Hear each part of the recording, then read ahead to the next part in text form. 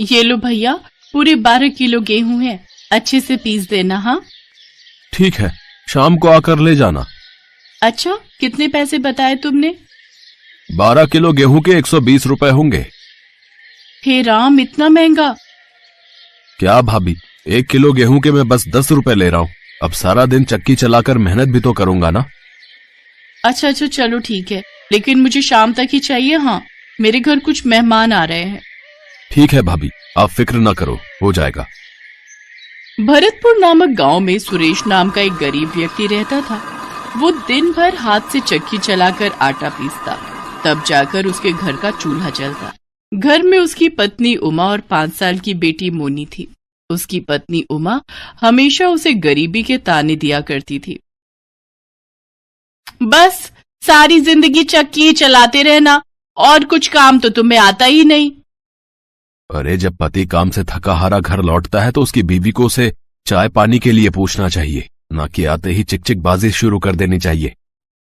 आए बड़े जैसे कि कोई अंबानी हो ना, जो नोटों की गड्डी लाकर मुझे दे रहे हो। 3 दिन से चावल खाने का मन है मेरा, लेकिन पति आटा चक्की चलाने वाला क्या मिला, मानो चावल से तो रिश्ता ही छूट गया मेरा। बाबा ये लो पानी। ला मेरी बिटिया, जुग जुग जियो। सुरेश के घर ये रोज का काम था। उसकी पत्नी हमेशा पैसों के लिए उसको ताने देती। एक दिन सुरेश बड़ी मेहनत से आटा पीस रहा होता है कि तभी एक तेज आंधी तूफान आता है और उसका सारा आटा अपने साथ हवा में उड़ाकर ले जाता है। ए आंधी, रुक रुक रुक रुक जरा, तुझे तो मैं बताता हूँ। सुरेश उस आंधी के बवंडर के पीछे पीछे दौड़ने लगा। कुछ देर बाद वो बवंडर एक पर्वत पर आकर रुक गया। ए आंधी, मेरा आटा मुझे लौटा दे। मैं अपने ग्राहकों को क्या जवाब दूंगा? मुझ गरीब को क्यों परेशान कर रही है? तभी उस आंधी में से एक औरत का चेहरा नजर आने लगा, लेकिन आटा तो सारा उड़ गया। मुझे नहीं पता, तू कुछ भी कर, लेकिन वो आटा तू मुझे जल्द से जल्द लौटा दे। वो आटा तो मैं तुम्हें अब नहीं लौटा सकती, लेकिन मेरे पास तुम्हें देने के लिए कुछ है। तभी उस घूमते हुए आंधी के बवंडर से एक पीतल का टिफिन बाहर निकला। अरे ये क्या है? ये एक जादुई टिफिन है। इससे तुम जो भी मांगोगे वो तुम्हें मिल जाएगा। ये तुम्हारी सभी मांगे पूरी करेगा, लेकिन इसके लिए तुम्हें पहले ये मंत्र बोलना होगा। ऐ मेरे जादुई टिफिन, कर दे मेरी मुराद पूरी। जो मैं मांगू मिल जाए मुझको, रहे न कोई ख्वाहिश अधूरी। जल्दी से इस टिफिन को भर दे तू आटे से। सचमुच बड़े ही कमाल का है ये तो। सुरेश खुशी खुशी उस पीतल के टिफिन को लेकर अपने घर पहुंचा। घर में सुरेश की पड़ोसन और उमा की सहेली बिंदु आई हुई थी। उसकी नजर पीतल के उस टिफिन पर जाती है। इस कंगले के पास ये पीतल का टिफिन कहाँ से आया? बिंदु को देखकर सुरेश चुप हो गया और उसने वो टिफिन अपने पीछे छुपा लिया। टिफिन को छुपाते हुए देख बिंदु को उस पर शक हुआ और वो बहाना बनाकर वहां से जाने लगी। अच्छा मैं चलती हूँ, बहुत देर हो गई है, मेरे वो भी काम से आ गए होंगे। लेकिन बिंदु बाहर जाकर खिड़की से सारी बातें सुनने लगती है। क्या है, क्यों घोड़े पे सवार हो रहे हो? मैं तुम्हें अभी एक चमत्कार दिखाता हूँ। सुरेश उस आटे को एक बर्तन में निकालकर उसे खाली करता है और खाली टिफिन को हाथ में लेकर मंत्र पढ़ने लगता है। ऐ मेरे जादुई टिफिन, कर दे मेरी मुराद पूरी। जो मैं मांगू मिल जाए मुझको, रहे ना कोई ख्वाहिश अधूरी। जल्दी से इस टिफिन को भर दे तू आटे से। तभी उस टिफिन में और आटा आ जाता है। बाप रे, ये जादू कहाँ से सीखा है रे आप? सुरेश उमा को सारी बात बताता है। वाह जी वाह, अब तो हमारे दिन ही बदल जाएंगे। हाँ, आटा भी आ जाएगा और चक्की चलाकर मेहनत भी नहीं करनी पड़ेगी।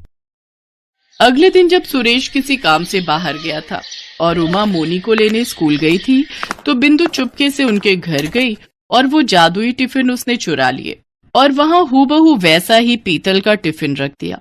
अगले दिन सुरेश को जब आटा पीसने का ऑर्डर मिला तो उसने अपने उस टिफिन का इस्तेमाल करना शुरू किया, लेकिन उसके बार बार मंत्र पढ़ने के बाद भी जब उसमें से कुछ नहीं निकला तो वो गुस्से में चिल्लाते हुए कहने लगा, उस आंधी ने मुझे धोखा दिया है। उसने सिर्फ एक ही दिन का जादू मुझे दिया था। वो गुस्से में आंधी के पास पहुंच जाता है। ए आंधी, तूने मुझे धोखा दिया। लेकिन मैंने तो तुम्हें कोई धोखा नहीं दिया। ये रखो अपना जादुई टिफिन, ये तो अब बिल्कुल भी काम नहीं कर रहा है। लेकिन ये तो वो टिफिन है ही नहीं जो मैंने तुम्हें दिया था। अच्छा, तो क्या अब मैं तुमसे झूठ बोल रहा हूँ? तभी उस आंधी ने अपने जादू से एक बड़ा टिफिन निकालकर उसको दे दिया। ये बड़ा जादुई टिफिन है, तुम इसमें जितना चाहो उतना आटा मांग सकते हो, लेकिन इसको इस्तेमाल करते वक्त तुम्हें ये मंत्र पढ़ना है। ऐ मेरे बड़े जादुई टिफिन, कर दे मेरी मुराद पूरी, जो मैं मांगू मिल जाए मुझको, रहे न कोई ख्वाहिश अधूरी, जल्दी से इस बड़े टिफिन को भर दे तू आटे से। तभी वो बड़ा सा टिफिन आटे से भर जाता है। सुरेश उस भरे हुए बड़े टिफिन को सर पर उठाकर घर लौट आता है। बिंदु उसे आते हुए देख लेती है। हैं? इतना बड़ा टिफिन? लगता है ये भी पूरा आटे से भरा हुआ है। अब तो मुझे इसे भी चुराना ही होगा। घर आकर सुरेश उमा को फिर से सारी बात बताता है।